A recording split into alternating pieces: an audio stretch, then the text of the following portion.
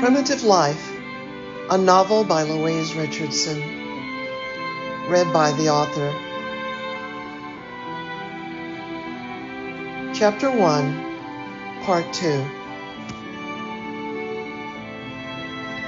In the year 2001, after biology class at Central Texas State University in Hepsburg, Texas, Leah Pollock's professor, Roy Nordstrom, tells her their summer fling is over. In another millennium, there was a beach which young Dr. Nordstrom and his wife Faye had found practically deserted on a hazy, warm pre-Memorial Day lark. Hand in hand, they left their slight footprints in the silty sand to be lapped away by the surf. The coastal Texas sky was a bluer shade of silver than the water, which was in turn a more silver shade of brown than the beach. It was a limited spectrum, but gorgeous in its monochromatic way. The beach surf sky was as timeless as that day and that moment.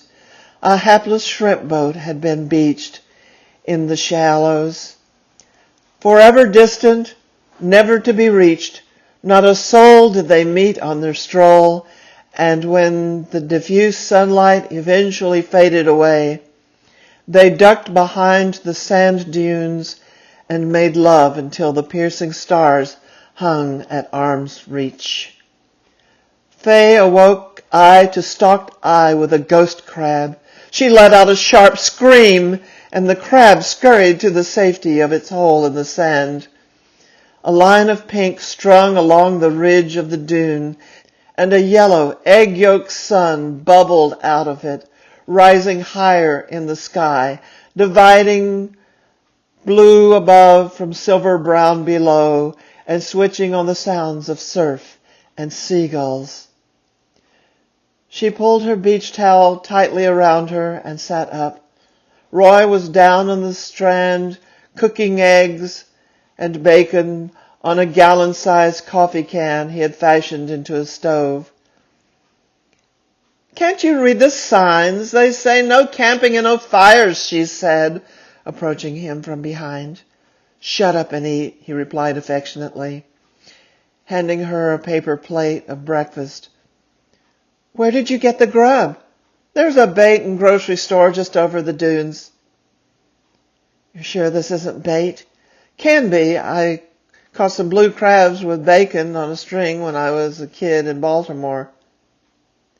"Tastes edible." "You lie. It is veritable ambrosia," he proclaimed, kissing her chewing lips. "Coffee?" "Sure." Life was full of potential then. The future was nothing but promise. Roy's career was one fulfilled promise after another, and still promising to flower into futures even more promising. He could not have done it without Faye's support and sacrifice. He knew that. She certainly knew that. She had promise of her own, and she would put in the same effort to achieve her own potential that she had put into launching Roy's career. It was his turn to support and sacrifice. For a time, he did just that. Faye. "I get home first, so I make the sandwiches, or the roast, or the pasta." "Well, he better not mind sandwiches. I've had a long day teaching as well. And Roy's the PhD. He has all that struggle behind him. I work all day, fix his meals, and work on my dissertation until the wee hours. No, he'd better not mind sandwiches. Besides, they are a work of art. There, the final cut, toothpick and olive, toothpick and olive. Toss the salad, whoops, tossed it a little too far. A little oil and vinegar, fresh ground pepper, croutons. Damn, I do good work. Click on some cool jazz. Wonderful. I A nice sip of chilled white wine would be just perfect right now. Let's see, what's in the fridge? As if I didn't know. Perfect. Made from Texas' finest Johannesburg Riesling.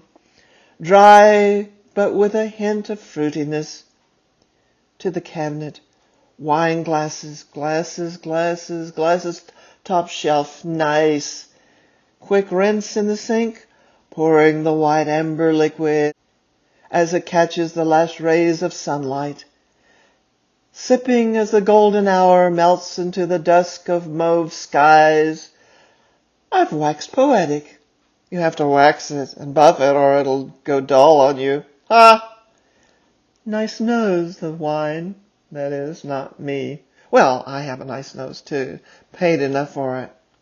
The wine is cool and sweet, yet mildly tart to the tongue. And I am mellow and calm and peaceful. Where'd all the wine go? More peaceful and mellow is wanted here. Ah, cool and sweet and brute. That's dry, you know. Just as I remembered, I need to rest a while. To the sofa with me. I don't want to go to the sofa, well appointed as it is. There's a folder of geography test papers on the coffee table. Don't want to grade, want to peruse Architectural Digest for my dream house.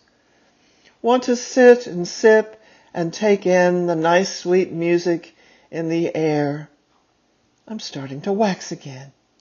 Okay, I'm plopping down on the sofa. Maybe just one test paper for now. Jimmy Joe Doyle, no, the Sudan is not one of the largest nations in Western Asia. Am I teaching these kids anything? I dread to see the other papers. What's that? The purr of the mighty Mazda lilts from the driveway. My sweet is home. Goody. Just one more sip. Damn good wine, though. I hear his footsteps on the outside stairs. He's approaching the door.